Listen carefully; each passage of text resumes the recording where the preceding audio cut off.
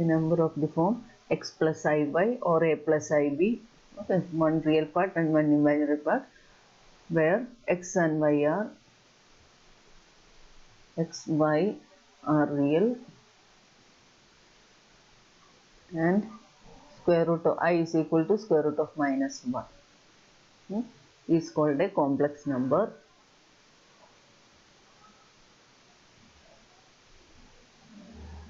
Is called a complex number, and we represent it by some z is equal to, okay, the number of the form z is equal to x plus iy, or we can write a plus ib. Only thing is that you need a real part and you need an imaginary part, where x and y are real and I is equal to square root of minus 1, that we call it as a complex number.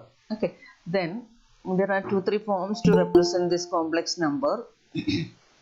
That is, first one is, or this is a standard form, general form, we write like this. Then there are some other forms also.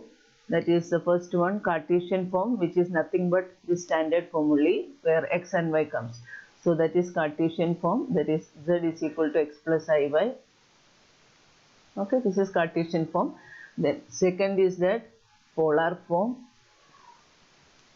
Polar form means, how will you get? When you put x is equal to r cos theta, y is equal to r sin theta, then what you are getting, that is a polar form. So when you put this one in z, z is equal to, therefore z is r into cos theta, r cos theta, x is r cos theta plus I into r sin theta.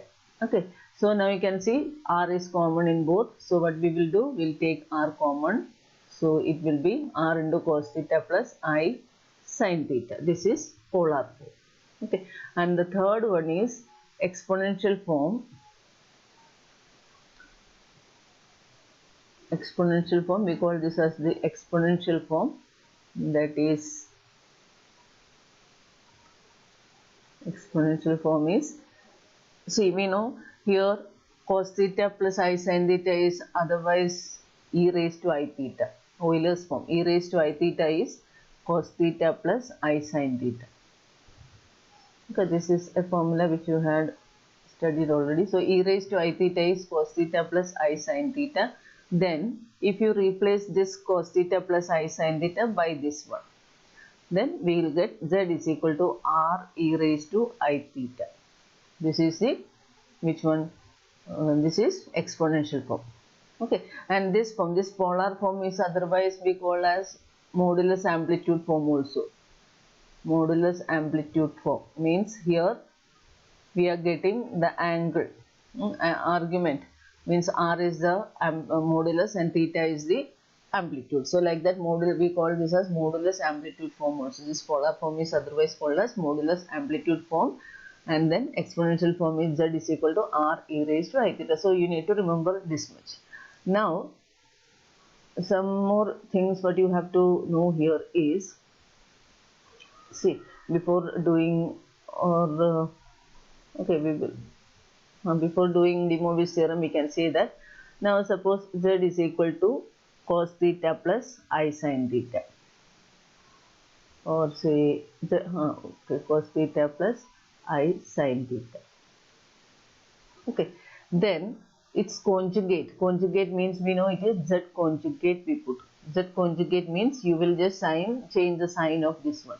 So that is cos theta. So to get a conjugate of a complex number, what you have to do is keep the real part as it is, just change the sign of I. So cos theta minus I sin theta. This is z conjugate. Okay, this can be again represented as, say, 1 by z. You can write it as 1 by z also. You can write the z raised to minus 1 also. Okay, these both ways you can write. So z conjugate is this one. Now if I add these two, what you will get is z plus z conjugate is equal to, you are just adding these two. So cos theta plus cos theta will be 2 cos theta, and sin theta will get cancelled. So 2 cos theta, then we have plus I sin theta minus I sin theta, that will get cancelled, and you will get cos theta. Okay, so from here you can write it as cos theta is equal to z plus z conjugate by 2. This is one representation, or we can write this is z plus, instead of 1 by z, we can instead of z conjugate, you can write 1 by z. divided by 2. Okay, so that these are two type of representation for sin cos theta, and similarly sin theta. If I subtract these two, if I do z minus z conjugate, then what you will get? Z minus z conjugate means this will be minus, this will be plus. Okay, so when you subtract these two, cos theta minus cos theta becomes 0. Here I sin theta minus I sin theta will get. Means you will get 2i sin theta. Okay, so from here you will again now get sin theta. Sin theta is equal to 1 by 2i z minus 1 by z. So these two representation, or z minus z conjugate, these two representation for sin theta and cos theta we must know. The same way, now after studying de Mobius theorem. So now what is de Mobius theorem? De Mobius theorem is, de Mobius theorem means for any rational number, for any rational number n, for any rational number n, the value of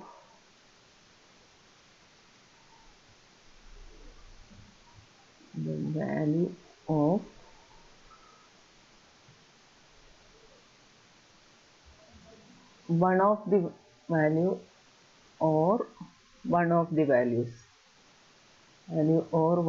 the values, of cos theta plus I sin theta the whole raised to n will be what? Cos n theta plus I sin n theta. Okay, so this is de Mobius theorem, means for any rational number n, the value of one of the values of cos theta plus I sin theta whole raised to n is equal to cos n theta plus I sin n theta. Means if you have any number here, suppose I have 2 by 3 here. Okay, then one of the values will be cos 2 by 3 theta plus I sin 2 by 3 theta. What you are doing is just you are taking this n inside. So this will have many values, means this will have n plus 1 value, just like if you do a plus b the whole raised to n, binomial theorem, then it will have n plus 1 terms, say a plus b the whole square. You will have a square plus 2ab plus b square, 3 terms are there. Whatever comes here, one more than that. Okay, so a plus b the whole square, you have 1, 2, 3 terms. Then similarly, if it is cube here, we know a plus b the whole cube is a cube plus 3a square b plus 3ab square plus b cube. Like that 4 terms will come. So whatever comes, number of terms in the answer will be 3 plus 1, n plus 1. n plus 1 terms will be there. So when you expand this using binomial theorem, one of the values of that, means after solving that, one of the values will be, just you put that values here, cos n theta plus I sin n theta, that is de Mobius theorem.